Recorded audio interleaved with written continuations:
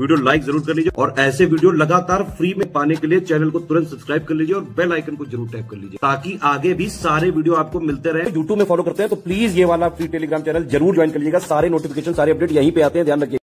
UPPSC अपर prelims की अगर आप तैयारी कर रहे हैं 2025 वर्ष के लिए 130 दिवस करीब बच रहे हैं, 130 से कुछ ज़्यादा दिवस बच रहे हैं। अब 12 अक्टूबर 2025 को आपका पेपर प्रस्तावित है।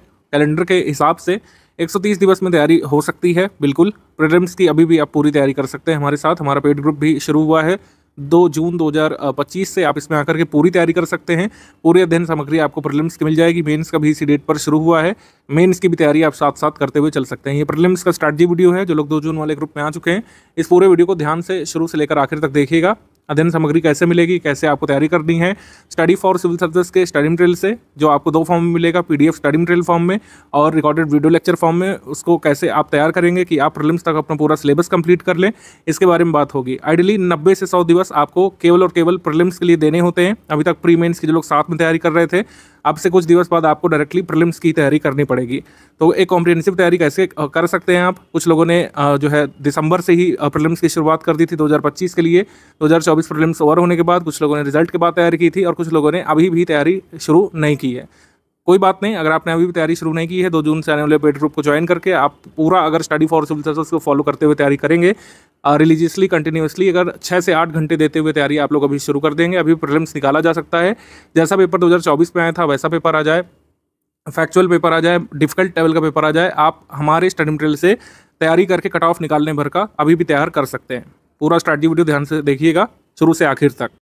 2024 में स्टडी फॉर सिविल सर्विसेज के छात्रों का सिलेक्शन अकारण ही नहीं हुआ। हमने सभी तरीके के सिनेरियो के लिए अपने टेस्ट सीरीज के माध्यम से, हमारी अध्ययन सामग्री के माध्यम से स्टूडेंट्स को हमने तैयार किया था कि आप डिफिकल्ट क्वेश्चंस के लिए भी तैयार रहें। डिफिकल्ट क्वेश्चंस कैसे आते हैं, कैसे उसको डील करेंगे, कैसे क्वेश्चन एक्चुअली डिफिकल्ट होते हैं, कहाँ से पढ़ा जाता है, क्या कंटेंट उसका होता है, उसका सारा प्रबंध हमने पहले ही कर रखा था अपने पेड बैचेस में। पेड क्विज में आप देख लें, टेस्ट सीरीज में देख लें, हमारे कंटेंट में वो सारे तथ्य डाले गए थे जो कई बार पूछे गए एग्जाम में और जिसकी लोगों को खबर तक नहीं थी। ठीक है, तो कई सारे सिनेरियो के लिए हम लोग तैयार करते हैं स्टूडेंट्स को। कई बार आप आरोप लगा सकते हैं कि कंटेंट वैसा है, ऐसा है, लंबे वीडियोस हैं, ज़्यादा पेजेस हैं, लेकिन हमेशा ही आप अगर ध्यान से पढ़ेंगे स्टडी फॉर सिविल सर्विसेज के कंटेंट को तो हर बार प्रीलिम्स क्लियर करेंगे अपना। आपका प्रीलिम्स रुकेगा नहीं कभी भी। कट ऑफ से ज़्यादा अंक लाएंगे, जो एग्जाम की डिमांड है उसको पूरा करेंगे और मेंस लिखेंगे।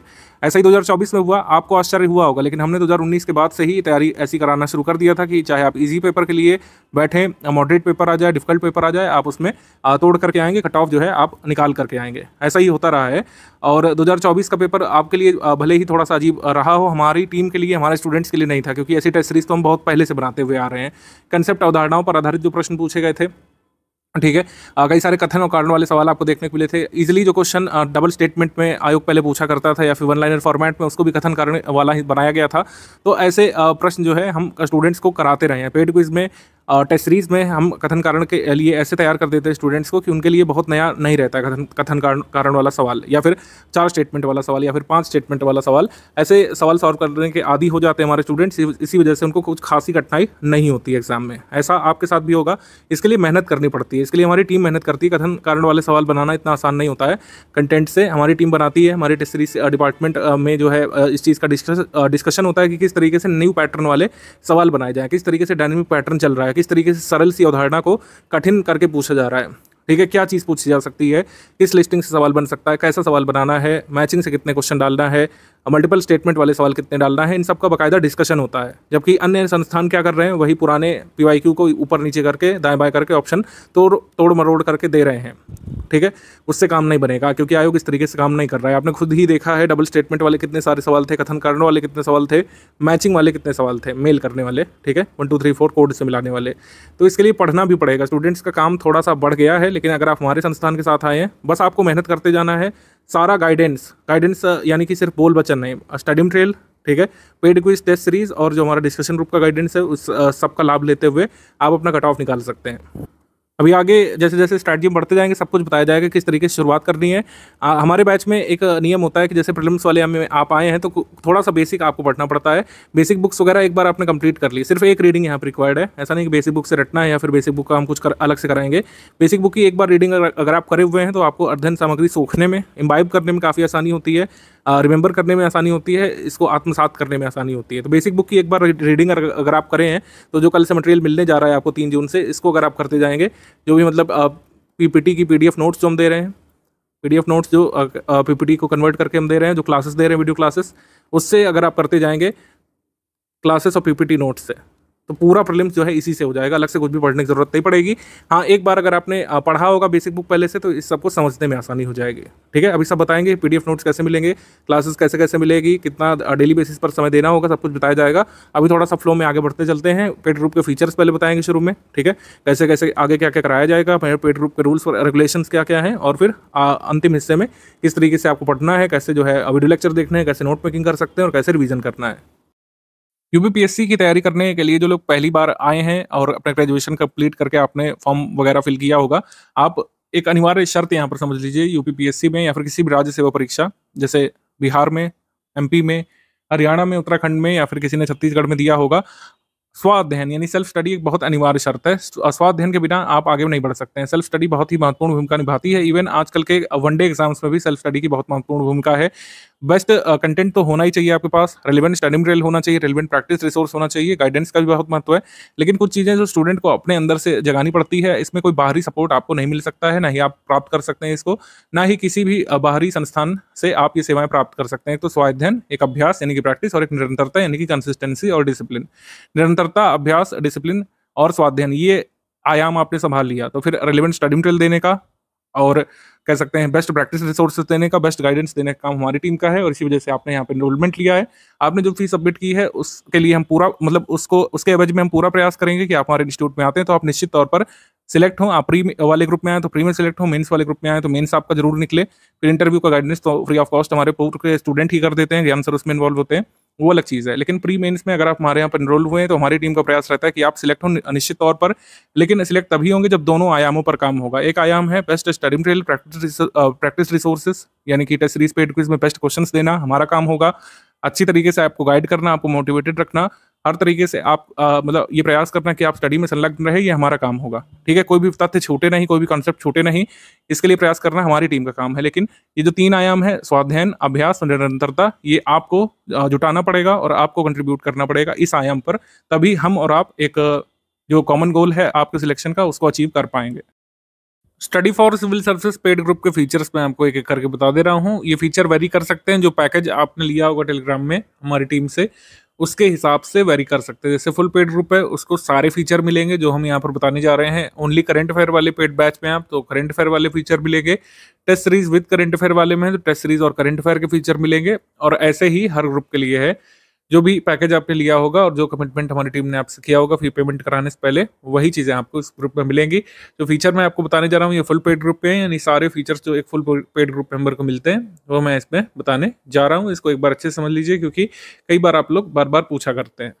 तो इस ग्रुप में डेली करंट अफेयर की पीडीएफ जो है पेड ग्रुप मेंबर्स को मिलती है, फुल पेड वालों को दोपहर 3 से 4 बजे तक आ जाती है। डेली करंट अफेयर का उद्देश्य ये रहता है कि यूपीपीएससी के लिए जितने भी करंट अफेयर आपको पढ़ने चाहिए डेली बेसिस पर तो आप पढ़ें। आपको कोई न्यूज़पेपर वगैरह पढ़ने की जरूरत नहीं पड़ेगी, किसी अन्य न्यूज़ एजेंसी को फॉलो करने की जरूरत नहीं पड़ेगी, किसी लोकल अखबार को भी नहीं फॉलो करना है, क्योंकि करंट अफेयर जो है उसमें इतने सारे सोर्स लोग बता देते हैं कि कई बार स्टूडेंट का स्टैटिक ही रह जाता है, पूरे साल भर वो करंट अफेयर ही पढ़ता रह जाता है। तो इसका सिंगल सोल्यूशन हमने निकाला है कि सारे तरीके करंट अफेयर जो आपको पढ़ने जरूरी है, चाहे वो डेली करंट अफेयर हो, चाहे prelims specific monthly current affair हो, चाहे उसकी प्रैक्टिस के लिए टॉप 500 क्वेश्चन हम देते हैं। हम लोग 3 तरीके के करंट अफेयर अपने ग्रुप में देते हैं, इसके बारे में पहले समझ लीजिए। तो डेली करंट अफेयर जो है आता है, कभी गैप होता है, जैसे कोई नेशनल हॉलीडे पड़ गया, संडे को नहीं आता है तो नेक्स्ट डे कवर होता है, तो संडे का मंडे को कवर होता है।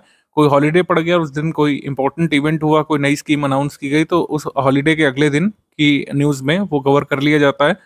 तो करंट अफेयर डेली बेसिस पर आपको मिलता रहता है। आपको अलग से कोई यूट्यूब चैनल फॉलो करने की आवश्यकता नहीं पड़ती है, कोई टेलीग्राम फॉलो करने की जरूरत नहीं पड़ती है और खुद से कोई न्यूज़पेपर एनालिसिस पढ़ने की जरूरत नहीं पड़ती है। जो यहाँ पे एक पीडीएफ आएगी बस उसी को कंप्लीट करना है, तो इसका मतलब आपने उस दिन का डेली करंट अफेयर कंप्लीट कर लिया। मंथली करंट अफेयर आता है, मंथली करंट अफेयर में 3 पीडीएफ मिलती है हर मंथ। अब प्री स्पेशल का पीडीएफ मिलता है, प्री स्पेशल पीडीएफ से ही डायरेक्टली एग्जाम में क्वेश्चन आते हैं, तो कई सारे स्क्रीनशॉट हम साझा करते हैं एग्जाम के दिन, वो करंट अफेयर के क्वेश्चन दिखाते हुए कि करंट अफेयर के सवाल जो पूछे गए हैं एग्जाम में वो कहाँ से आए हैं। वो हम प्री स्पेशल वाली करंट अफेयर से ही स्क्रीनशॉट लेकर के आपको शो करते हैं। तो 3 PDF मिलती है। एक प्री स्पेशल वाली होती है, एक डेली का मंथली कंपाइलेशन होता है। जो डेली करंट अफेयर आता है उसका आप रिवीजन कर सके मेंस के लिए, उसके लिए डेली का मंथली कंपाइलेशन हम लोग देते हैं। जो ओनली स्टडी मटेरियल वाला ग्रुप है उसमें डेली करंट अफेयर नहीं आता है, उसमें डेली का मंथली कंपाइलेशन आता है। तो केवल फुल पेड ग्रुप जो है उनको डेली करंट अफेयर मिलता है, जो ओनली स्टडी मटेरियल वाला ग्रुप है, और जो अन्य ग्रुप है उनको डेली का मंथली कंपाइलेशन जो है मिलता है। ठीक है, डेली बेसिस पर उन ग्रुप्स में करंट अफेयर नहीं आता है, लेकिन monthly current affair pre special वाला सभी को मिलता है। तो प्री स्पेशल नाम ही इसका हमने इस वजह से रख दिया जिससे कंफ्यूजन ना रहे। ये monthly current affair pre special वाला कहलाता है। जैसे कल 4 मार्च है, ठीक है, मतलब सपोज करिए कोई भी दिन है, 4 मार्च है या फिर आगे 4 मई है या फिर जो भी मंथ है, तो हर मंथ की 4 तारीख को आपको PDF मिल जाती है। 4 मार्च को आपको पूरा 1 फेब से लेकर 28 फेब तक का करंट अफेयर कवर करते हुए आपको PDF दे दी गई होगी 4 मार्च को। तो ऐसे ही मार्च की करंट अफेयर आपको 4 अप्रैल को मिल जाती है, अप्रैल की करंट अफेयर 4 मई को मिल जाती है। तो हर मंथ की 4 तारीख को आपको पिछले मंथ की total pre special current affair मिल जाया करती है। ये साइकिल आगे भी चलती रहेगी। अप्रैल करंट अफेयर मई में, मई का करंट अफेयर जो है जून में 4 तारीख तक, इस तरीके से आगे आपको मिलता रहता है। डेली का मंथली करंट अफेयर PDF भी 4 तारीख तक आ जाती है। टॉप 500 और 400 कई बार होते हैं क्वेश्चन, कई बार 550 होते हैं। ये टॉप क्वेश्चंस होते हैं, MCQ बेसिस पर हम लोग देते हैं। ये 9 तारीख तक ग्रुप में दी जाती है। इसका भी काफ़ी महत्व बढ़ गया है क्योंकि कई सारे फैक्चुअल सवाल जो आते हैं, इस साल जो पेपर हुआ है कई सारे सवाल इसी PDF पे से भी आए थे। 400-500 MCQ जो है ये आप प्री स्पेशल के साथ बढ़ते हैं तो प्रीलिम्स के सारे करंट अफेयर के सवाल लगभग आप सॉल्व करने में सक्षम बन जाते हैं। प्री स्पेशल के साथ ही 400-500 सवाल अगर आपने लगा लिए तो प्री के लगभग सारे सवाल, मतलब 98-99% सवाल। और नंबर की बात करें तो अगर 35 सवाल आएंगे आपके एग्जाम में तो आप 32-33 तक करने की स्थिति में आ सकते हैं, यानी कि जितना कट ऑफ मार्क्स जाने वाला है उसका 45% आप ऑलरेडी स्कोर कर लेते हैं इससे। तो काफ़ी बेनिफिशियल होता है हमारा करंट अफेयर। प्री स्पेशल वाला आपको पढ़ना होता है अपने प्रीलिम्स एग्जाम के लिए। बाकी प्री करंट अफेयर में और मेंस का जो ये डेली आता है करंट अफेयर, इसमें क्या महीने अंतर होता है, इसके लिए मैंने पूर्व के ग्रुप में एक वीडियो बनाया था। उस वीडियो को मैं इस हिस्से से इसमें जोड़ दे रहा हूँ जिससे आप डेली करंट अफेयर में और मंथली करंट अफेयर में जो अंतर है स्पष्ट तौर पर समझ जाएं। दोनों तरीके करंट अफेयर एक PDF की उपयोगिता क्या है इसको समझ जाएं, फिर हम लोग आगे बढ़ते हैं। UPPSC 2025 के प्रीलिम्स ग्रुप में अगर आप आ गए हैं तो ये समझिए कि डेली करंट अफेयर और मंथली करंट अफेयर में क्या अंतर होता है। स्ट्रैटेजी में मैं कई बार ये चीज़ क्लियर कर चुका हूँ, लेकिन कई बार डाउट अलग अलग से आ रहे हैं तो मैं आपको बता रहा हूँ डेली करंट अफेयर और मंथली करंट अफेयर में क्या डिफरेंस होता है। स्टडी फॉर सिविल सर्विस का जो डेली करंट अफेयर होता है वो 5-6 पेजेस डेली बेसिस पर आपको मिलते हैं। जैसे न्यूज़पेपर आप लोग स्टडी करते हैं तो वैसे ही इसको मानिए न्यूज़पेपर का सब्स्टिट्यूट है ये। जितना भी जानकारी आपको चाहिए क्या हो रहा है डेली बेसिस पर, कैसे कैसे सीक्वेंस ऑफ इवेंट हो रहे हैं, कोई नई स्कीमें अनाउंस हो रही हैं, नई घटनाक्रम हो रहे हैं, सुप्रीम कोर्ट में कोई नया केस आ रहा है, आपके सिलेबस से जो चीज़ें जरूरी जुड़ी हुई हैं वही यहाँ पे बताई जाती हैं। आपने देखा होगा न्यूज़ प्योरली जो है सिलेबस बेस्ड होती है, उसमें लिखा भी रहता है कि न्यूज़ जो है मेंस पेपर के GS1 के लिए जरूरी हो सकती है, GS2 के लिए, GS3 के लिए, कई बार GS4 वाली न्यूज़ भी हम लोग देते हैं समय समय पर। अब मेंस के लिए इसका रेलेवेंस ज़्यादा रहता है क्योंकि मेंस के GS सिलेबस के हिसाब से आपको दिया जाता है। प्रीलिम्स का और मेंस का जो सिलेबस है आपने देख ही लिया होगा, स्ट्रैटेजी में काफ़ी अलग तरीके का होता है और क्वेश्चन पूछे जाने का तरीका, पूरा पेपर ही अलग तरीके का है। प्रीलिम्स क्या है, GS पेपर 1 ऑब्जेक्टिव पेपर है, जबकि मेंस सब्जेक्टिव पेपर, इसी वजह से इन्फॉर्मेशन यहाँ पे ज़्यादा चाहिए। आपने देखा होगा किसी भी इन्फॉर्मेशन का 360 डिग्री एनालिसिस उसमें दिया रहता है। कोई न्यूज़ हुई, कोई कोर्ट केस आया, उसका क्या सिग्निफिकेंस है, हिस्टोरिकल बैकग्राउंड क्या है और आगे की राह क्या हो सकती है, ये भी उसमें बताया जाता है। तो इसलिए डेली करंट अफेयर आपको पढ़ने के लिए कहा जाता है कि आप केवल रटे नहीं, रट के तो आप प्रीलिम्स वाला कर लेंगे, मंथली करंट अफेयर रट करके प्रीलिम्स में मैक्सिमम क्वेश्चन आप निकाल लेंगे, लेकिन मेंस भी तो देना है ना। क्या मेंस नहीं देना है? प्रीलिम्स हमारी मंजिल नहीं है, मैं बार बार कहता रहता हूँ। सिर्फ प्रीलिम्स क्लियर करने के लिए आप नहीं स्टडी करते हैं। लॉन्ग टर्म स्टडी जो लोग करते हैं, जो सीरियस स्टडी करते हैं, वो मेंस क्लियर करके सिलेक्शन लेने वाली स्टडी करना चाहते हैं। तो मेंस के लिए रेलिवेंस जो आपका डेली करंट अफेयर उसका ज़्यादा है, प्रीलिम्स के लिए लो सिग्निफिकेंस हम लोग कह सकते हैं। ऐसा नहीं है कि प्रीलिम्स के लिए बिल्कुल काम का नहीं है आपका डेली करंट अफेयर, ये नहीं कहा जा रहा है, लेकिन मेंस को टारगेट करके इसको दिया जाता है, तो ये मेंस में आपकी हेल्प करता है। अगर आप डेली बेसिस पर नहीं पढ़ पा रहे हैं तो आप डेली का जो मंथली कंपाइल करके दिया जाता है उसको एक बार स्टडी कर लीजिए। और सारी इन्फॉर्मेशन डेली करंट अफेयर वाली लर्न करने की नीड नहीं होती है, कई सारी चीज़ें अंडरस्टैंडिंग बेस्ड है, आपको उसको पढ़ करके समझ लेना है, आगे के लिए कनेक्ट करना है सिलेबस से बस। और कैसे कनेक्ट करना है सब स्ट्रैटेजी में मैं बता चुके हैं आपको। फिर SCS का जो मंथली करंट अफेयर है ये प्रीलिम्स स्पेसिफिक होता है, इससे मेंस में आपको कोई लाभ नहीं मिलने वाला है, ये मैं आपको बता चुका हूँ। प्रीलिम्स का करंट अफेयर इंटायरली डिफरेंट होता है मेंस के करंट अफेयर से।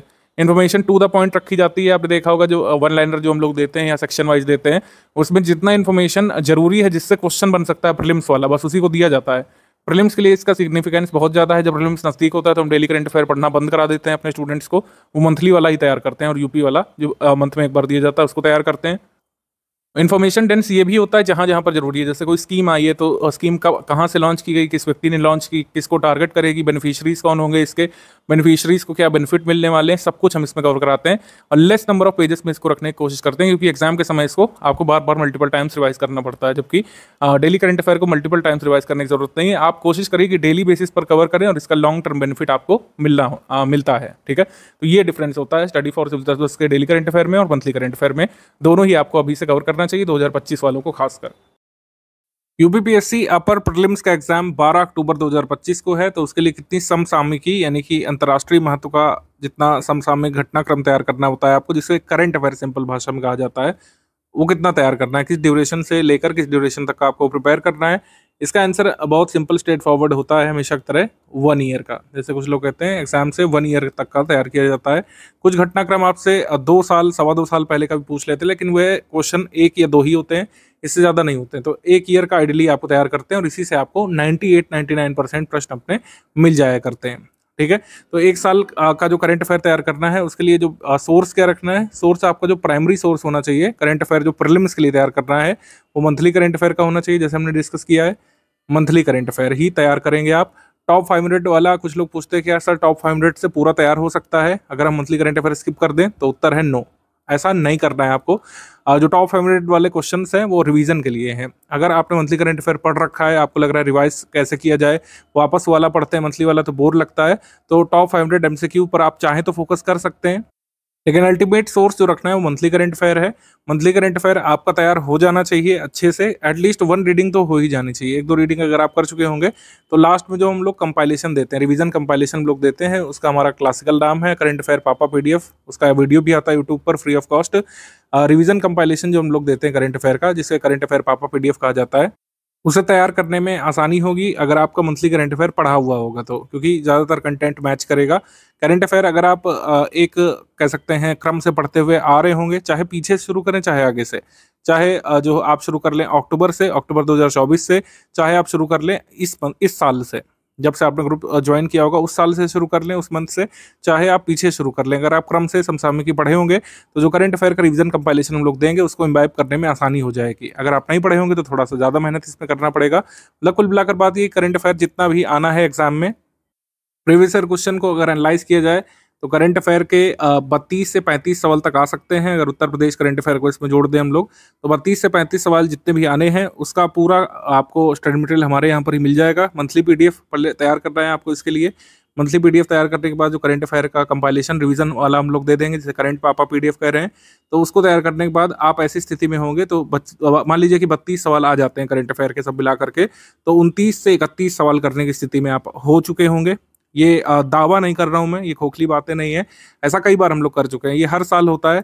हमारी टीम साल भर मेहनत करती है, मंथली करंट अफेयर तैयार करती है, करंट अफेयर कंपाइलेशन तैयार करती है और उससे हर बार क्वेश्चन आ जाते हैं एग्जाम में। और ये चैलेंज भी होता है हर साल यूपीपीएससी के ऊपर कि ऐसे पेपर बनाए कि स्टडी फॉर सिविल सर्विसेज का करंट अफेयर ना फंसे, लेकिन ऐसा अभी तक तो नहीं हुआ है।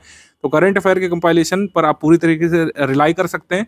मंथली पीडीएफ की 1 रीडिंग एक बार रिकमेंडेड है जरूर। करंट अफेयर को आखिरी के लिए नहीं रखिए, कभी भी ऐसा नहीं करना होता है, क्योंकि जो टेस्ट सीरीज वगैरह होगी उसमें भी करंट अफेयर के सवाल होंगे। करंट अफेयर के मंथली जो कह सकते हैं हमारे पीडीएफ है, उसका एक बार अगर आपने रीडिंग किया होगा तो जो कंपाइलेशन हम लोग देंगे, करंट अफेयर का पापा देंगे हम लोग, पापा रिवीजन पीडीएफ, उसको तैयार करने में आसानी हो जाएगी आपको और मैक्सिमम सवाल करने की स्थिति में होंगे। क्योंकि लास्ट में काफ़ी हौच पौच होता है, आप जीएस तैयार करेंगे कि करंट अफेयर रिवाइज करेंगे कि बारीकियां सुधारेंगे, किसी साइड की तरफ ध्यान देंगे, तो कोशिश करिए कि एक बार मंथली पीडीएफ पढ़ी हो तो जो लास्ट में कंपाइलेशन हम लोग देंगे उसको रटना, तैयार करना या फिर कह सकते हैं इम्बाइब करना आसान हो जाएगा। करंट अफेयर डेली वाला मंथली वाला किस तरीके से अलग है एक दूसरे से और सभी तरीके करंट अफेयर की उपयोगिता क्या है, सब हमने आपको समझा दिया है। अब डाउट क्लियरेंस के बारे में बात कर लेते हैं। डाउट क्लियरेंस का support full paid group members को ही मिलता है, क्योंकि जो फुल पेड ग्रुप के मेंबर्स होते हैं वो 3 ग्रुप में ऐड किए जाते हैं। फुल पेड ग्रुप मेंबर्स को हम 3 ग्रुप में ऐड करते हैं, एक तो स्टडी मटेरियल वाला ग्रुप होता है और एक डाउट क्लियरेंस वाला ग्रुप होता है। डाउट क्लियरेंस ग्रुप में आप अपने डाउट्स पूछ सकते हैं। डाउट कैसे डाउट, कुछ लोग पूछते हैं सर क्या पूछ सकते हैं उसमें, आप उसमें स्टडी मटेरियल संबंधी कोई डाउट पूछ सकते हैं। यूपीपीएससी अपर प्रीलिम्स सिलेबस के दायरे में जो भी चीज़ आती है उससे संबंधित आप डाउट पूछ सकते हैं। मेंस के डाउट यहाँ पे नहीं बताए जा सकते हैं। प्री संबंधित कोई भी डाउट आप यहाँ पर पूछेंगे उसको ज़रा भी मना नहीं किया जाएगा, और जब तक आप समझ नहीं जाते जिस हद तक, उस हद तक समझाने का प्रयास हमारी एडमिन टीम करती है। आप कोई कंसेप्ट नहीं सोच पा रहे हैं, कोई फैक्चुअल जानकारी आपके नहीं समझ में आ पा रही है, किसी पीवाईक्यू में फंस रहे हैं, किसी कंसेप्चुअल पार्ट में फंस रहे हैं, किसी फैक्चुअल पार्ट में आपको डाउट है चौरी चौरा कांड की एग्जैक्ट डेट क्या है, आपको डाउट है कि रॉलेट एक्ट कब आया था, रॉलेट सत्याग्रह कब हुआ था, उसका सिग्निफिकेंस क्या है, जो व्यक्तिगत सत्याग्रह हुआ था वो क्यों हुआ था, उसका सिग्निफिकेंस क्या है, आपको ज्योग्राफी में कोई कंसेप्ट नहीं समझ में आ रहा है, कोई जलवायु नहीं समझ में आ रही है, मानसून की अवधारणा नहीं समझ में आ रही है, जो भी सिलेबस में आता है वो आप पूछ सकते हैं। इसमें प्रीलिम सिलेबस संबंधित कोई भी डाउट यहाँ पर रख सकते हैं, उसको बताया जाता है और विद इन 6 आवर्स बताया जाता है। ये टाइम लिमिट हमारी टीम ने डिसाइड की है, विद इन 6 आवर्स, यानी 6 आवर्स की मैक्सिमम लिमिट है आपको डाउट बताए जाने की। 6 घंटे तक आप वेट करेंगे, आपको डाउट का रिप्लाई दिया जाएगा, लेकिन इसका मतलब ये नहीं कि सारे डाउट 6 घंटे बाद बताए जाएंगे, ये मैक्सिमम टाइम लिमिट है। किसी भी हाल में 6 घंटे के भीतर तो डाउट सॉल्व किया ही जाएगा, लेकिन अगर आप दिन के समय में वर्किंग आवर्स में पूछेंगे तो जरा भी वेट नहीं करना पड़ता है। 2-2 4-4 मिनट की फ्रीक्वेंसी पर कई बार तुरंत ही आपको अपने डाउट का रिप्लाई मिल जाता है। तो जिन लोगों ने फुल पेड ग्रुप ज्वाइन किया उनको 3 ग्रुप से जोड़ा जाता है। तो डाउट क्लियरेंस वाला ग्रुप हो गया, एक स्टडी मटेरियल वाला ग्रुप हो गया जिसमें daily current affair, monthly current affair, आगे जो प्रीलिम स्पेसिफिक स्टडी मटेरियल आएगा वो मिलता रहता है, स्पेशल पीडीएफ मिलती हैं, स्कीम्स की पीडीएफ और भी कई सारे स्टडी मटेरियल की पीडीएफ और स्टडी मटेरियल वाला ग्रुप में मिलती है। मान लीजिए आपने सिर्फ जो है करंट अफेयर का स्टडी मटेरियल ज्वाइन किया है तो करंट अफेयर से संबंधित स्टडी मटेरियल मिलेगा, स्टैटिक का उसमें नहीं मिलेगा। तो इसी तरीके से स्टडी मटेरियल ग्रुप एक होता है, स्टडी मटेरियल ग्रुप, और एक होता है doubt clearance group. Doubt clearance group सिर्फ फुल पेड ग्रुप मेंबर्स के पास होता है, ठीक है। और क्विज ग्रुप होता है, क्विज ग्रुप में क्विज कराई जाती है, आप उसमें क्विज अटेम्प्ट करते हैं। क्विज ग्रुप में कोई स्टडी मटेरियल नहीं डालते हम लोग, क्विज ग्रुप में कई बार ऑडियो मैसेज हम लोग डालते हैं अगर हमको कोई कॉमन मैसेज हमारे पेड ग्रुप मेंबर्स को देना होता है। तो हमारा सिस्टम इसी तरीके से वर्क करता है। काफ़ी सारे लोग फैमिलियर भी हैं जो पहले ज्वाइन कर चुके हैं कि आपको ग्रुप में ज्वाइन करते ही सबसे पहले स्ट्रैटेजी वीडियो देखना पड़ता है, जो आप ऑलरेडी देख रहे हैं। स्ट्रैटेजी वीडियो शुरू से आखिर तक देखना पड़ता है। सारे डाउट जो आपके मन में उत्पन्न हो सकते हैं, कैसे पढ़ें सर, कैसे शुरुआत करें, डेली कितना पढ़ें, कैसे स्टडी हमारी आगे जाएगी, 3 स्टेज की स्ट्रैटेजी क्या है, सारी चीज़ें इसमें बताई जाती हैं। फिर पेड ग्रुप में स्टडी मटेरियल वाला वीडियो देखना पड़ेगा आपको, वो मैं पहले ही रिकॉर्ड कर लेता हूँ पहले ग्रुप के क्रिएशन के साथ ही, और वही आगे बढ़ता रहता है क्योंकि उसमें बेसिक बातें बताई जाती है, किस तरीके से आपको पीडीएफ ओपन करना है, किस तरीके से आप जो है पीडीएफ सेंड कर सकते हैं अपने पर्सनल डिवाइस में, कैसे प्रिंट कर सकते हैं पीडीएफ को, क्विज कैसे अटेम्प्ट की जाती है, पीडीएफ ओपन कैसे की जाती है, शेयर कैसे की जाती है, डाउनलोड कैसे की जाती है, सारी चीज़ें उसमें बताई जाती हैं। टेलीग्राम फीचर्स, उसमें बेसिकली कुछ टेक्निकल क्लरिकल बातें बताई जाती हैं। पेड ग्रुप में स्टडी मटेरियल कैसे देखे वाली वीडियो में स्ट्रैटेजी वगैरह नहीं बताई जाती, कैसे एग्जाम क्लियर करना है, ये हम फर्स्ट वीडियो में ही बता देते हैं। तो दोनों वीडियोस देखने के बाद आप अपनी स्टडी रिज्यूम कर सकते हैं। तो डाउट क्लियरेंस ग्रुप लगातार चलता रहता है आपके पेड ग्रुप में जुड़ने के साथ ही, लेकिन हमने एक नई चीज़ शुरू की है। एक बार यूपीपीएससी स्पेसिफिक लाइव डिस्कशन भी हम लोग करते हैं, और जब जब जरूरी समझते हैं इसको करते हैं। मंथ में एक बार तो मैंडेटरी करते ही है, अदरवाइज जब जब नेसेसरी होता है इसको हम लोग शुरू करते हैं। इनिशिएट करने के बाद आपको एक मैसेज जाता है टेलीग्राम में और आप उसको लाइव ज्वाइन कर सकते हैं। आप एडमिन से डायरेक्टली डाउट पूछ सकते हैं उसमें। अगर आप बिजी हैं, नहीं भी ज्वाइन कर पाए, कोई मैंडेटरी नहीं है कि आपको ज्वाइन करना ही है, या फिर हम इसमें कोई स्टडी मटेरियल साझा करते हैं, ऐसा नहीं है। हम सिर्फ इसमें डिस्कशन करते हैं। जब भी सूटेबल टाइम पर आपको नोटिफिकेशन पहले से बता दिया जाता है कि कब शुरू होगा लाइव, उसमें जुड़ करके आप एडमिन से डायरेक्टली बातचीत करके अपनी डाउट क्लियरेंस कर सकते हैं। आप स्ट्रैटेजी संबंधित कोई डिस्कशन कर सकते हैं, कोई आपका पर्सनल डाउट है, स्टडी संबंधी डाउट है, कोई पूछ सकते हैं उसमें, या फिर एक एजेंडा हम लोग उसमें प्री डिसाइड कर लेते हैं, उस पर बातचीत कर सकते हैं हम लोग। तो पार्टिसिपेशन मैंडेटरी नहीं है। आप बिजी हैं, आप ऑफिस में हैं, आप हाउसवाइफ हैं, नहीं सुन दे सकते हैं, तो आपको उसकी रिकॉर्डिंग मिल जाएगी सेशन की, आप उसको सुन सकते हैं बाद में। यूपी का मंथली करंट अफेयर भी हम लोग देते हैं। देखिए 2024 वाले में कोई भी सवाल नहीं आया यूपी करंट अफेयर से, ऐसा नहीं है कि आगे भी नहीं आएगा। प्रीवियस ईयर एनालिसिस कहती है कि यूपी करंट अफेयर भी जरूरी होता है। 2-3 प्रश्न इससे पहले आ जाया करते थे। 2024 में नहीं पूछा तो इसका आशय ये नहीं है कि आगे भी नहीं पूछेंगे। 2024 के बाद का जो एग्जाम है, जैसे 2025 में एग्जाम होगा, 26 में, और बल्कि तो मेंस के लिए तो जरूरी है ही। तो मेंस के लिए तो यूपी करंट अफेयर पढ़ना ही है। तो यूपी करंट अफेयर की पीडीएफ भी रेगुलरली हम लोग देते हैं, ठीक है। प्री मेंस दोनों के लिए जरूरी है यूपी स्पेशल की पीडीएफ करंट अफेयर की जो आती है, ये हर मंथ में 12 या 13 तारीख को आपके ग्रुप में मिल जाती है। उसको लगातार पढ़ते हुए चलना है आपको। प्री में नहीं काम आएगा तो मेंस में आएगा, कहीं ना कहीं वो करंट अफेयर काम आता ही है। सीसैट के लिए भी कुछ इनिशिएटिव हमारे चलते रहते हैं, जैसे 50 क्वेश्चन की प्रैक्टिस हम लोग इसमें कराते रहते हैं। उसका डाउट क्लियरेंस आप करा सकते हैं डाउट क्लियरेंस वाले ग्रुप में। हम आयोग और उनके ऑफिशियल सिलेबस के फॉलोअर हैं, ये ज्ञान सर को आपने कहते हुए सुना होगा, उसी को सर ने यहाँ पे लिख भी दिया। जो ऑफिशियल सोर्सेज माने जाते हैं उसी को हम फॉलो करते हुए अपना स्टडी मटेरियल डेवलप करते हैं, अपने प्रैक्टिस रिसोर्सेज को डिजाइन करते हैं। एनसीईआरटी, पीआईबी, मिनिस्ट्री की रिपोर्ट्स वगैरह हो गए, miscellaneous data, budget, economic survey, सभी जो ऑफिशियल टेक्स्ट होते हैं जिसको सरकार रिकग्नाइज करती है और आयोग भी रिकग्नाइज करने के लिए बाध्य है, उन्हीं सब चीज़ों से हम लोग पढ़ाते हैं। ठीक है, हम लोग पुराने घिसे पिटे सोर्सेज पीवाईक्यू वगैरह का नहीं यूज़ करते हैं, जिनको बार बार अपडेट करने की जरूरत होती है, लेकिन लोग करते नहीं है, हम करते हैं एक्चुअली। क्योंकि इस बार भी आप देखेंगे कई सारे लोग क्लेम कर रहे हैं कि 12-14 तक क्वेश्चन गलत हैं, वो एक्चुअली गलत है, उन लोग को ऑफिशियल सोर्सेज नहीं पता है। जो क्वेश्चन गलत है वो भी मैंने डिस्कस किए थे वीडियो की शुरुआत में, एक और 2 क्वेश्चन आप बढ़ा लीजिए, 3-4 क्वेश्चन से ज़्यादा डाउट नहीं है, मतलब 3-4 क्वेश्चन से ज़्यादा इस बार भी डाउटफुल नहीं है। 2023 में भी नहीं थे, 2022 में भी नहीं थे, 3-4 से ज़्यादा डाउटफुल होते ही नहीं है कभी। तो हम जो क्या काम करते हैं, ऑफिशियल सिलेबस को फॉलो करते हुए और आयोग जिन सोर्सेज को मानता रहा है उनको फॉलो करते हुए हमारा कंटेंट बनाते हैं, इसीलिए हमारा कंटेंट फुल प्रूफ होता है। कई बार लोगों को कंफ्यूजन भी होती है, उसको हम लोग क्लियर कर देते हैं। ऐसा नहीं है कि 101% जो है फुल प्रूफ कोई भी मटेरियल हो सकता है, कोई भी प्रिंटेड सामग्री है उसमें एरर की गुंजाइश होती है, टाइपिंग एरर, ठीक है, ग्रामेटिकल एरर की गुंजाइश होती है, सिंटेक्सियल एरर की गुंजाइश होती है, उसको हम लोग प्री से पहले सही कर लेते हैं। तो बार बार इसमें डाउट करने की जरूरत नहीं। अगर आप ट्रस्ट करके ग्रुप में आए तो आपको ट्रस्ट करना चाहिए। स्टडी फॉर सिविल सर्विस पिछले 8-9 वर्षों से ऑनलाइन प्लेटफॉर्म पर सर्वाधिक सिलेक्शन देने वाला इंस्टीट्यूट रहा है, और ये काम जो है एक मेहनत से, सिस्टमेटिक तरीके से आगे बढ़ते हुए ईमानदारी से, कंसिस्टेंसी के साथ हमारी टीम ने अचीव किया है, और आप इस पर ट्रस्ट कर सकते हैं। तो सारी चीज़ें फुल प्रूफ करके दी जाती हैं। अगर कोई थोड़ा बहुत एरर रह भी गया तो उसको हम लोग एग्जाम से काफ़ी दिन पहले आपको सही करा देते हैं। हम आपसे एक रिक्वेस्ट जरूर करेंगे कि हमारा ऑनलाइन प्लेटफॉर्म है, थर्ड पार्टी ऐप पर चलता है, टेलीग्राम पर। तो टेलीग्राम के बेसिक फीचर्स क्या है उसको समझ लीजिए। कई बार आपकी फाइल डाउनलोड नहीं होती है, या उसमें डाउनलोडिंग शुरू नहीं होती है, या फिर डाउनलोड होने के बाद खुलती नहीं है। तो इसका सिंपल सोल्यूशन है, कैश मेमोरी वाले सेक्शन पे जाइए आप, डेटा एंड स्टोरेज सेटिंग में। तो कैश मेमोरी आप क्लियर कर लेंगे तो फिर से पीडीएफ डाउनलोड होने लगेगी, ओपन होने लगेगी। टेलीग्राम को अनइंस्टॉल करके फिर से लॉगिन कर लीजिए अगर टेलीग्राम आपका अच्छे से नहीं चल रहा है आपके डिवाइस में। टेलीग्राम जो है डेस्कटॉप पर भी चल जाता है, विंडोज में भी चल जाता है, मतलब मैक में भी चल जाता है, और iOS में भी कई चल जाता है आसानी से। iOS में अगर टेलीग्राम ऑपरेट अगर आप करेंगे तो मैं रिकमेंड करूंगा कि उसका वेब वर्जन यूज़ करिए। ठीक है, टेलीग्राम का नेटिव ऐप यूज़ करने की जगह उसका वेब वर्जन यूज़ करेंगे तो ज़्यादा फायदे में रहेंगे, उसमें ज़्यादा फीचर्स हैं और क्रैश भी कम होता है। तो आईफोन या आईपैड या फिर और भी कोई डिवाइस अगर आप एप्पल द्वारा बनाए गए यूज़ करते हैं तो टेलीग्राम के वेब वर्जन का इस्तेमाल करिएगा, मेरा रिकमेंडेशन रहेगा इसमें।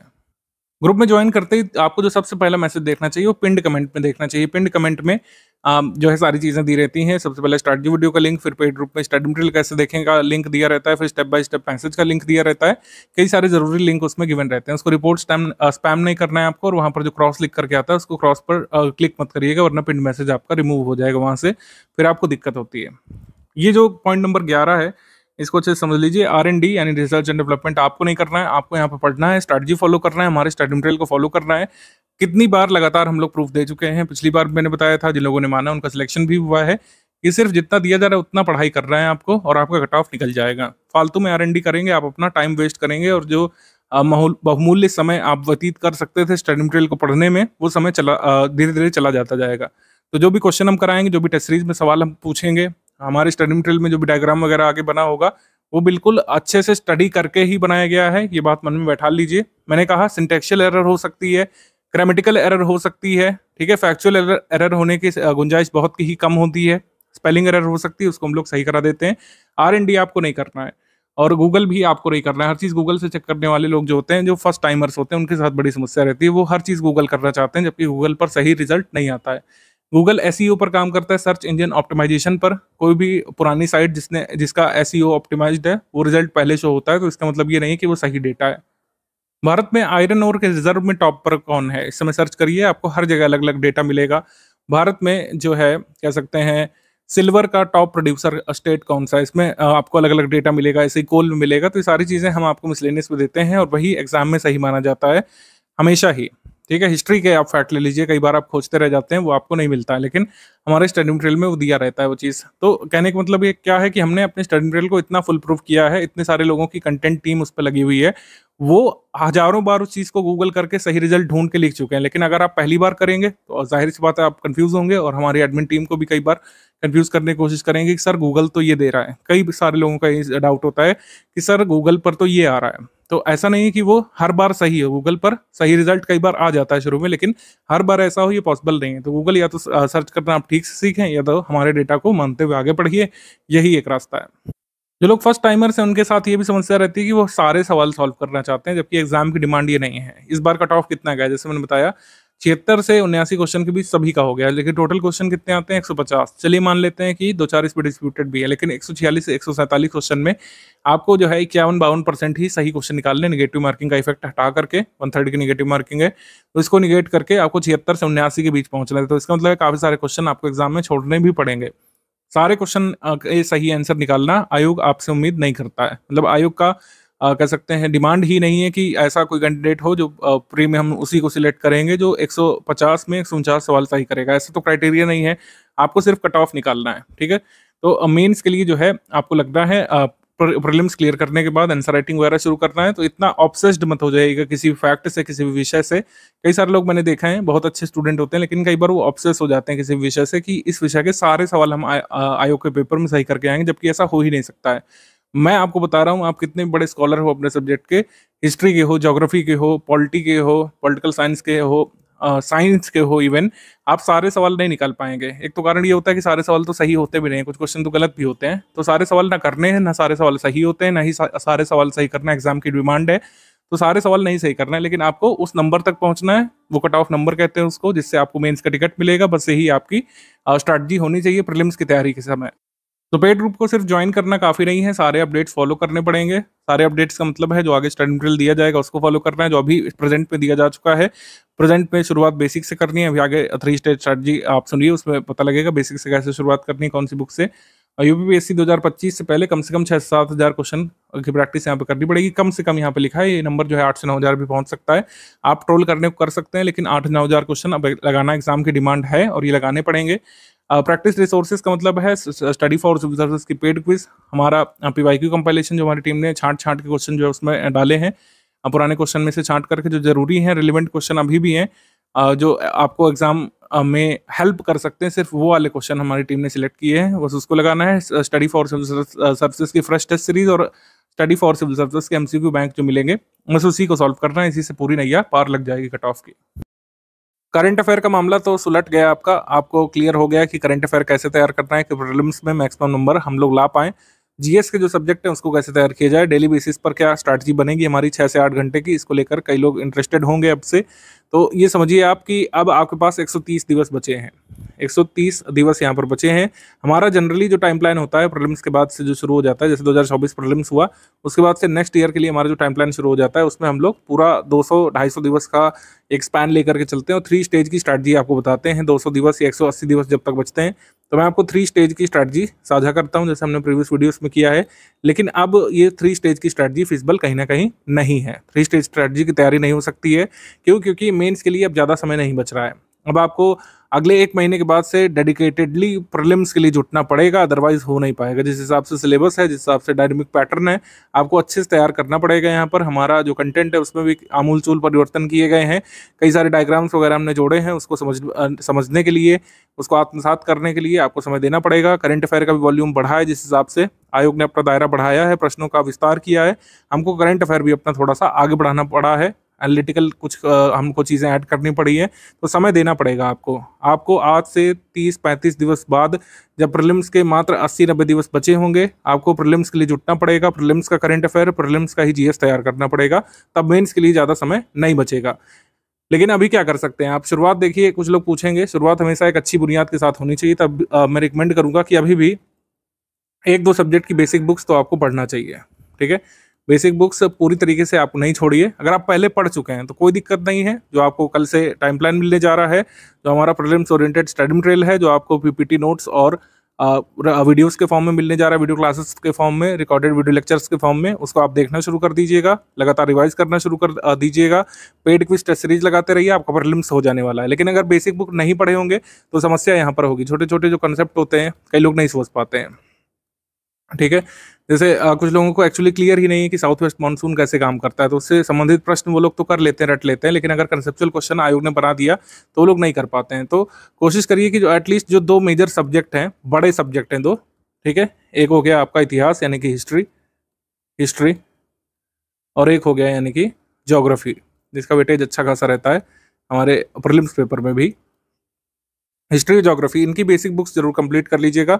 इसकी 3 बुक्स हैं, ठीक है, एंशिएंट वाली आर एस शर्मा वाली, एंशिएंट वाली आर एस शर्मा वाली, फिर मेडिवल हिस्ट्री की बुक है एस चंद्रा वाली, और विपिन चंद्रा वाली मॉडर्न वाली बुक है। एटलीस्ट एक रीडिंग इसकी कर लीजिएगा किसी भी एक भाषा में, जिस भाषा में आप प्रीलिम्स देते हैं, हिंदी में, अंग्रेजी में, एक बार इसको कंप्लीट कर लीजिएगा। फिर हिस्ट्री में कई सारे फैक्ट जो हम जोड़ेंगे, मतलब जो आगे मिलते जाएंगे आपको क्लासेस में, रिकॉर्डेड में, और कह सकते हैं पीपीटी नोट्स में, उसको आत्मसात करना आसान हो जाएगा। आपको एकदम से नहीं लगेगा कि अरे ये मैं क्या पढ़ने लग रहा हूँ, क्या हिस्ट्री का पार्ट है, मैंने कभी पढ़ा कि नहीं पढ़ा। क्रोनोलॉजी एटलीस्ट यहाँ से क्लियर हो जाएगी, अगर सारे फैक्ट नहीं तो कम से कम क्रोनोलॉजी क्लियर रहेगी, तो आपको समझना आसान रहेगा। मतलब वीडियो लेक्चर्स जो आएंगे उसको समझना एक तरीके से आसान हो जाएगा, फिर केक वॉक हो जाएगी बाकी सारी चीज़ें।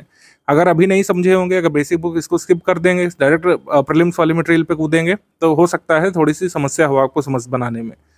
ज्योग्राफी में बुक्स हैं, वैसे तो 6 से लेकर 12 तक की हम लोग रिकमेंड करते हैं एनसीईआरटी, ठीक है, ये आपको पढ़ लेना ही चाहिए। एटलीस्ट 3 स्टेज की स्ट्रैटेजी में मैं ये रिकमेंड करता हूँ, लेकिन कोशिश करिए कि 9 से 12 जरूर पढ़ लीजिएगा। 9 से 12 की एनसीईआरटी जरूर कंप्लीट कर लीजिएगा। इंडियन ज्योग्राफी, वर्ल्ड ज्योग्राफी थोड़ा थोड़ा, और फिजिकल ज्योग्राफी के जो कॉन्सेप्ट है वो क्लियर रहेंगे, तो जो रिकॉर्डेड वीडियो लेक्चर आएंगे उसको समझने में आसानी रहेगी। पॉलिटी में तो जो भी हम प्रीलिम्स ओरिएंटेड मटेरियल देंगे वो क्लियर करा देगा आपको प्रीलिम्स मेंस के लिए, तो आपने कुछ ना कुछ पढ़ा ही होगा पहले से, ठीक है। ये नहीं पढ़ा है तो मेंस वाले ग्रुप में हमारे पढ़ सकते हैं आप। बेसिक बुक इन 2 सब्जेक्ट की मैं रिकमेंड करूंगा आपको, इससे अभी भी इसको किया जा सकता है। डेली बेसिस पर अगर 6-7 घंटे दे देंगे मेरे हिसाब से 20 डेज में ये सारी बुक्स निपट जाएंगी, आराम से हो जाएगा ये, और फिर से आप टाइम प्लान फॉलो करना शुरू कर सकते हैं। हमारा प्रीलिम्स ओरिएंटेड टाइम प्लान कल से ही चालू है, लेकिन आप जो है कोशिश करिए कि आप मतलब 2 हफ्ते में या 3 हफ्ते में जितना जल्दी हो सके इन एनसीईआरटी बुक्स को फिनिश करके आप लग जाइए फिर हमारे प्रीलिम्स वाले टाइम प्लान में, ठीक है। तो 3 जून से इस वाले ग्रुप में शुरू हो रहा है। कंपाइलेशन लिस्टिंग के नोट्स हिंदी और इंग्लिश माध्यम में पीपीटी फॉर्मेट में पीपीटी की पीडीएफ बना करके दिए जाएंगे। 11 बजे ग्रुप में एक विषय की 2 क्लासेस नोट्स दिए जाएंगे, ठीक है, 11 बजे प्रतिदिन सुबह। कोई ब्रेक नहीं होगा, कोई फेस्टिवल नहीं, कोई होली, कोई दिवाली नहीं, मतलब कुल मिलाकर कोई ब्रेक नहीं होगा इसमें, ना संडे ना कुछ। अगर कोई कह सकते हैं एग्जिजेंसी आ जाती है तो हम पहले से आपको नोटिफाई कर देंगे कि आज क्लासेस नहीं आएगी, ठीक है। 11 बजे एक ग्रुप में एक विषय के 2 क्लासेस नोट्स दिए जाएंगे और उसके रिकॉर्डेड वीडियो लेक्चर दिए जाएंगे, ठीक है। मतलब क्लास नोट्स तो हर हाल में मिलेंगे, रिकॉर्डेड वीडियो लेक्चर हो सकता है कभी डिले हो गया, लेट हो गया, तो उसके बारे में आपको इंटीमेट कर दिया जाएगा। ये टाइम प्लान है हमारा। 3 जून से 9 जून तक कुल 7 दिन में समाप्त करेंगे इन्वायरमेंट को। इसकी क्लासेस पैरेलली आती रहेंगी, क्लासेस जो है पैरेलली आती रहेंगी। मान लीजिए सुबह क्लास नहीं आती तो इसका मतलब ये नहीं कि आप स्किप कर देंगे, आप पीपीटी नोट्स पढ़िएगा। क्लासेस हो सकता है शाम तक आ जाए, क्लास हो सकता है इवनिंग तक आ जाए, नहीं तो नेक्स्ट मॉर्निंग आपको मिल जाएगी, ठीक है। कोशिश करेंगे कि हम लोग पीपीटी नोट्स के साथ ही जो है क्लासेस साथ में दें, लेकिन अगर ऐसा नहीं भी होता है तब आप जो है पीपीटी नोट्स पढ़िएगा, क्लासेस का थोड़ा सा वेट कर लीजिएगा, ठीक। पॉलिटी के बारे में बात करें तो पॉलिटी डेली 2 क्लासेस देंगे, 10 जून से लेकर 19 जून में, कुल 10 दिनों में इसको फिनिश कर लेंगे हम लोग। फिर आप रिवीजन करते रहिएगा। हमने अपना टारगेट रखा है कि हम लोग फिनिश करते चलेंगे, ठीक है, फिनिश करते रहेंगे, बाद में आप अपने समय अनुसार जो है इसमें रिवीजन करते रह सकते हैं, ठीक है। इसके बाद है ज्योग्राफी। ज्योग्राफी थोड़ा बड़ा सब्जेक्ट है तो इसको हम 20 जून से शुरू करके 4 जुलाई तक कुल 17 दिवस में समाप्त करेंगे। हिस्ट्री 5 जुलाई से शुरू करके ये 24 जुलाई तक हम 20 दिवस में इसको समाप्त कर देंगे। हिस्ट्री थोड़ा सा बाद में रखा है हमने। हमारी टीम पूरे प्रयास कर रही है कि इस बार के जो लेक्चर हैं वो ऐसे बनाए जाए कि बहुत लंबे, बहुत बोरिंग ना हो और ज़्यादातर कंसेप्ट आपको समझ में आ जाए, ठीक है। लेकिन नोट्स जो मिलेंगे उसको जरूर पढ़ते रहिएगा। जो एक्चुअली जो हिस्ट्री है वो नोट्स इंपॉर्टेंट होते हैं हिस्ट्री वाले सब्जेक्ट में। जितना ज़्यादा आपके पास अच्छे से अच्छे नोट्स होंगे, जितने फैक्चुअल कंटेंट आपके पास होंगे, आप दूसरों से आगे तभी रहेंगे जब आपके पास ऐसे फैक्ट होंगे जो दूसरे नहीं पढ़े होंगे और एग्जाम में आप क्वेश्चन जिससे कर ले जाएं, ठीक। तो फैक्चुअल क्वेश्चंस के लिए नोट्स बहुत इंपॉर्टेंट है। क्लासेस भी रहेंगी कंसेप्चुलाइज करने के लिए, समझाने के लिए, विजुलाइज कराने के लिए आपको। साइंस में 25 जुलाई से 3 अगस्त तक कुल 10 दिनों में हम इसको समाप्त कर लेंगे, ठीक है। तो ये साइंस वाला हो गया। इकोनॉमी में 4 अगस्त से लेकर 9 अगस्त तक कुल 6 दिन में हम इसको समाप्त कर लेंगे, क्योंकि स्टैटिक इकोनॉमी आती है। स्टैटिक इकोनॉमी में कुछ डेफिनेशंस होती हैं, कुछ अवधारणाएं होती हैं, कुछ कंसेप्चुअल पार्ट भी होता है जो आजकल पूछा जा रहा है, लेकिन उसको समझा देंगे हम लोग। इकोनॉमी स्टैटिक का सिलेबस थोड़ा सा लिमिटेड कह सकते हैं हम, यूपीपीएससी में, एटलीस्ट यूपीएससी में तो नहीं है। तो स्टैटिक इकोनॉमी हम जो है 6 दिवस में खत्म कर लेंगे, फिर आप लगातार रिवीजन करते चलिएगा। ठीक है, करंट वाली जो इकोनॉमी वाला पोर्शन है उसके लिए बजट इकोनॉमिक सर्वे की PDF वगैरह हम दे देंगे आपको ग्रुप में। जो भी लेटेस्ट इकोनॉमिक सर्वे आपको तैयार करना है, बजट तैयार करना है, यूपी बजट तैयार करना है, उसकी वीडियो क्लास नोट्स वगैरह सब ग्रुप में मिल जाएगा। तो इस तरीके से टाइम प्लान देखिए शुरू है कल से, लेकिन जैसा मैंने बताया कि अगर बेसिक बुक से आगे बढ़ते हुए करेंगे इसको, हिस्ट्री और ज्योग्राफी वाला, अगर आप बेसिक बुक पढ़ के करेंगे तो ज़्यादा अच्छे से समझ में आएगा, ज़्यादा अच्छे से आप इसको आत्मसात कर पाएंगे। किस सब्जेक्ट से कितने प्रश्न आते हैं इसको देख लेते हैं थोड़ा सा। ये तो कई बार हमने शॉर्ट भी इसका डाला है और कई बार आपको दिखाया भी है। 2024 में 26 सवाल यहाँ पे हिस्ट्री से आए थे और पूर्व के वर्षों में भी कहीं पर भी कम नहीं रहे हैं। एक बार 19 रहा है, लेकिन हमेशा 20+ ही क्वेश्चंस रहे हैं इससे। 26 आए थे 2024 में, 26 2023 में आए थे, 24 आए थे 2022 वाले में। तो हिस्ट्री बहुत बड़ा पोर्शन है, तभी मैंने कहा बेसिक बुक से कंप्लीट करते हुए, हमारे नोट्स वगैरह पढ़ते हुए, रिकॉर्डेड वीडियो क्लासेस देखते हुए आगे बढ़ेंगे।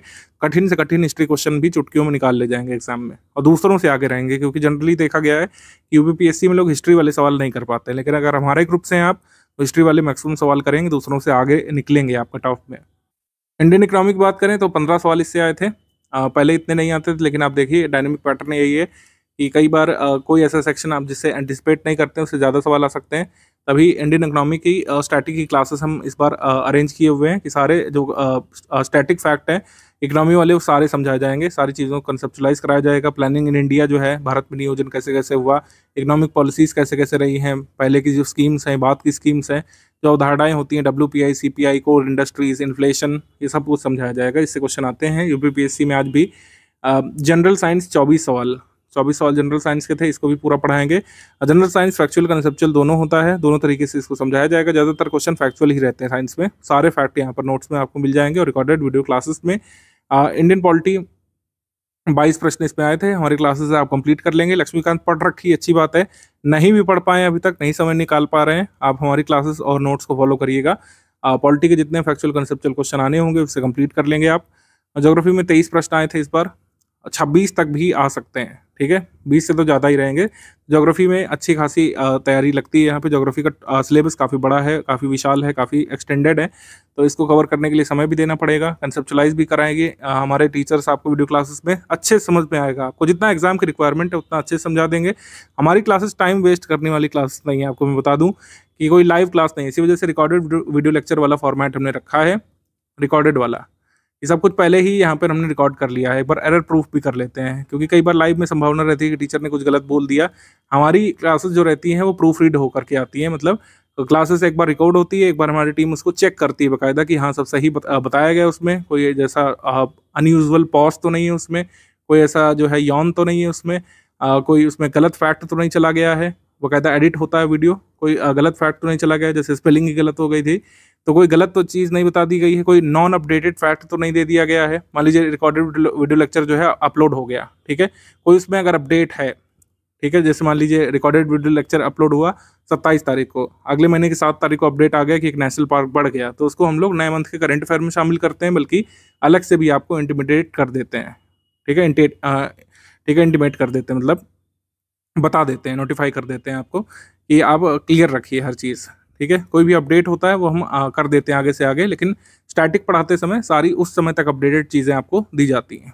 ठीक है, तो कोई भी टाइम वेस्ट आपका होगा नहीं। ऐसा नहीं सोचिए कि आप दूसरे किसी इंस्टीट्यूट से कंपेयर करें कि सर उन्होंने तो फंडामेंटल राइट जो है 14 दिन तक खींचा था, ऐसा हमारे यहाँ पर नहीं होता है। फलां टीचर ने तो वर्ल्ड ज्योग्राफी जो है 75 दिन तक पढ़ाया था, हमारे यहाँ पर ऐसा नहीं है।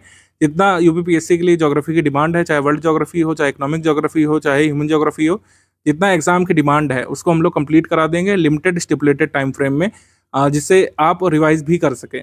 मतलब इतनी लेंथ होती है क्लासेस की, आप उसको एक और बार देख सकते हैं एग्जाम से पहले, और क्लास नोट से तो रिवाइज कर ही सकते हैं। वर्ल्ड ज्योग्राफी को मैप्स के माध्यम से समझाया जाएगा, ब्यूटीफुली अच्छे समझाया जाएगा, ल्यूसिडली समझाया जाएगा। जितना एग्जाम की रिक्वायरमेंट है उस हद तक मैप का भी प्रयोग करेंगे हम लोग, ग्राफ का प्रयोग करेंगे।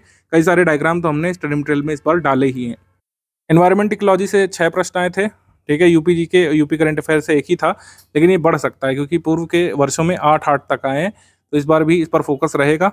हम लोग ये नहीं करेंगे कि पिछले साल नहीं आया तो इस साल पढ़ेंगे नहीं, इस साल भी अच्छे से पढ़ेंगे और एग्जाम में क्वेश्चन अगर इससे आ जाएगा तो सही भी करेंगे क्वेश्चन को। करंट अफेयर के लिए मैंने पहले ही बता दिया है क्या सोर्स रहेगा और कितने क्वेश्चन आ सकते हैं इससे।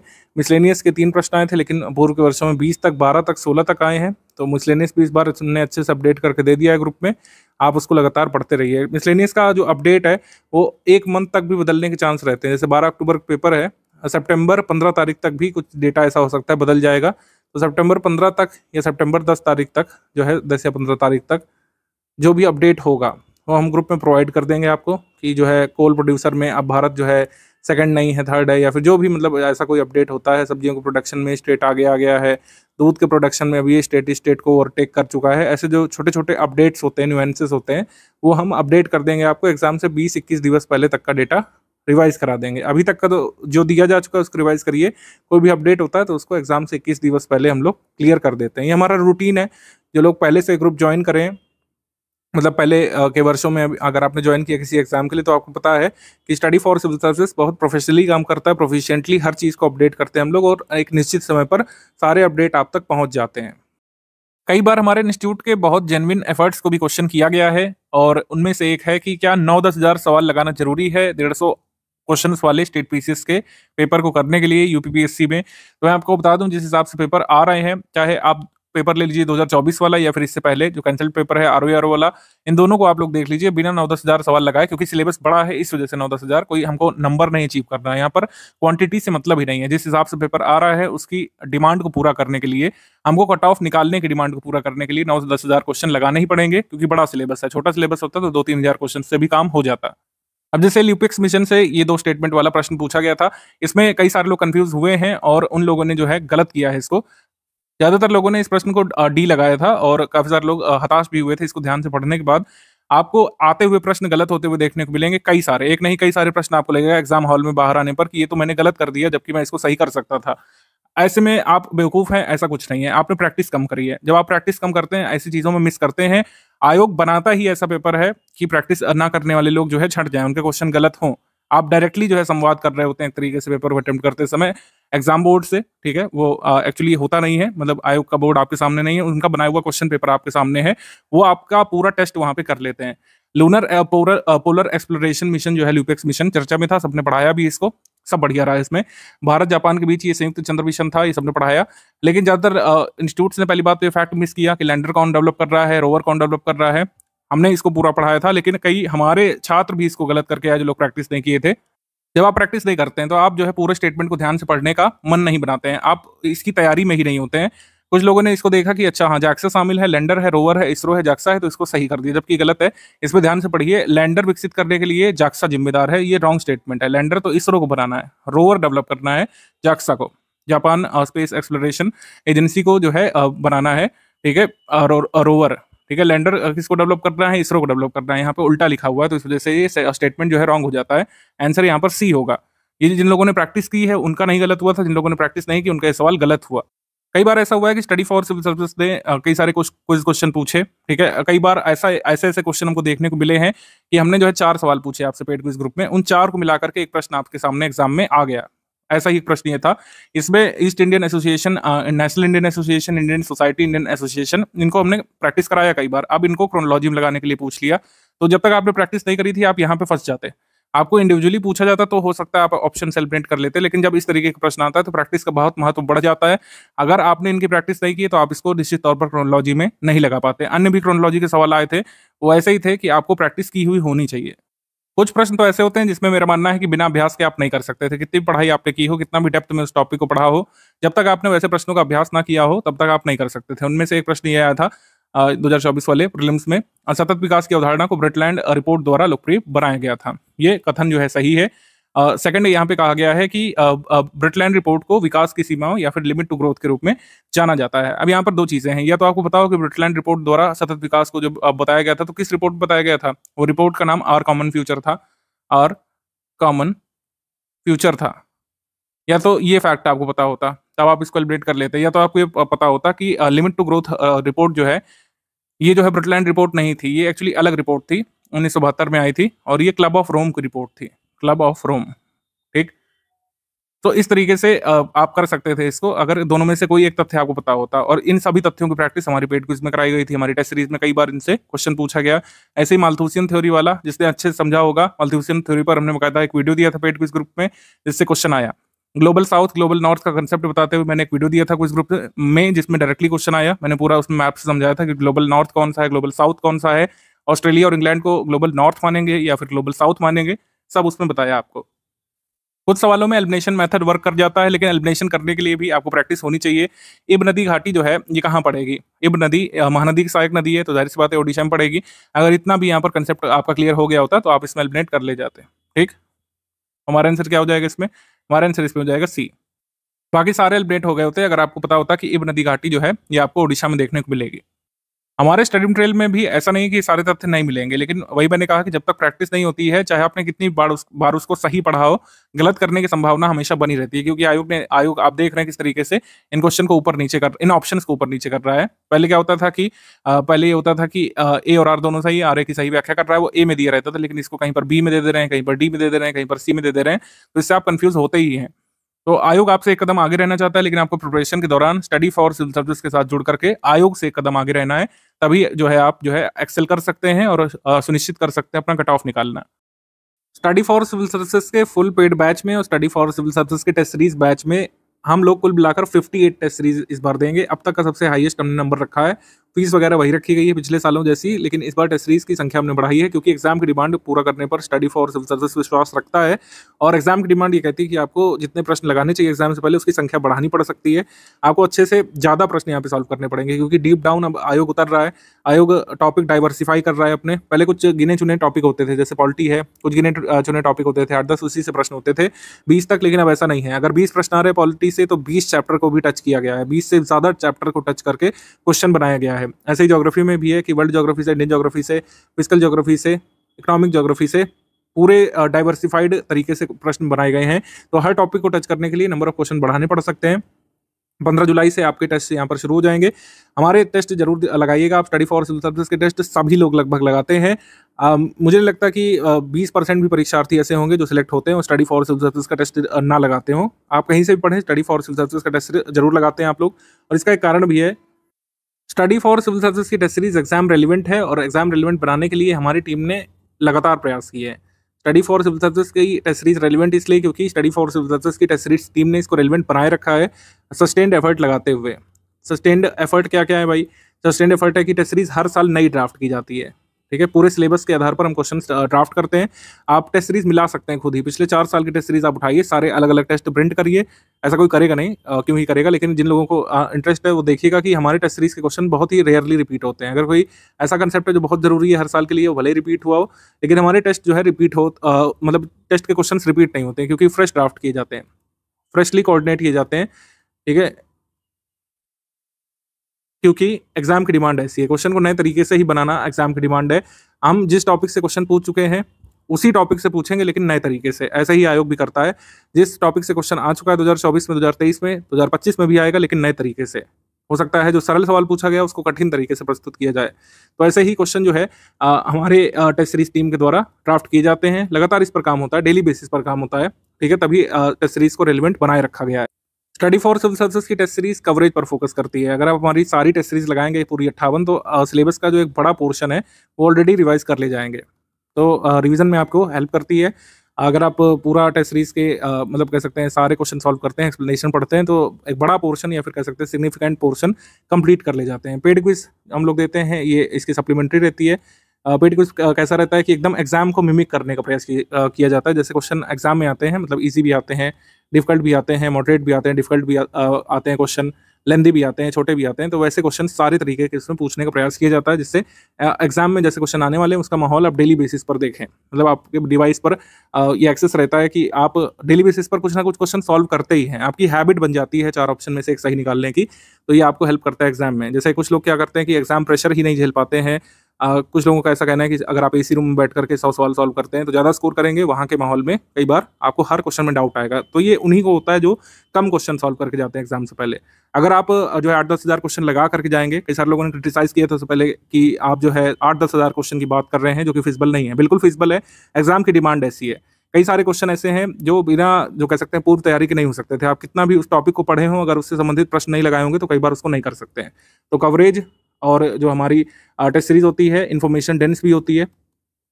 इन्फॉर्मेशन डेंस इस वजह से रखा जाता है क्योंकि कई बार एक टॉपिक को बहुत डेप्थ तक पूछा जा रहा है। पहले ऐसा नहीं होता था, लेकिन एक ही टॉपिक को उठा करके बहुत डेप्थ तक कई सारी चीज़ें पूछ लेते हैं। तो ऐसा माहौल तैयार किया जाता है टेस्ट सीरीज के माध्यम से कई बार आपके सामने वैसे क्वेश्चन आते हैं जिसमें बहुत घुस करके चीज़ें पूछी गई हो, तो आपका एक माइंडसेट बन जाता है कि अगर हाँ हम एक टॉपिक पढ़ रहे हैं, मान लीजिए मनसबदारी तैयार कर रहे हैं, तो मनसबदारी के बारे में कोई भी डिटेल मिस ना करें। ये भी पूछ सकता है आयोग, ये भी स्टेटमेंट बना सकता है, ये भी असर्शन रीजन पूछ सकता है, ये आपके दिमाग में रहता है, जिससे आपका रिवीजन मजबूत होता है। तो ये सब क्वालिटीज एंड टेस्ट सीरीज की, स्टडी फॉर सिविल सर्विसेज की, इसी वजह से आपको स्टडी फॉर सिविल सर्विसेज की टेस्ट सीरीज सॉल्व करनी चाहिए। यूपीपीएससी प्रीलिम्स एग्जाम के लिए नोट्स कैसे बनाएं, इसके बारे में काफ़ी कंफ्यूजन रहती है, क्योंकि सिलेबस काफ़ी बड़ा है। सिलेबस काफ़ी बड़ा है तो क्या चीज़ नोट कर रहे हैं, क्या नहीं करें, सही तरीका क्या होना चाहिए, इसको लेकर काफ़ी कंफ्यूजन आप लोगों के माइंड में रहती है। देखिए, सबसे पहले जो कुछ मिथ्स हैं उनको निकाल दीजिए नोट पिकिंग को लेकर के, तो राह जो है आसान हो जाएगी आपकी। सबसे पहला मिथ ये है कि बिना नोट बनाए हो ही नहीं सकता है सिलेक्शन।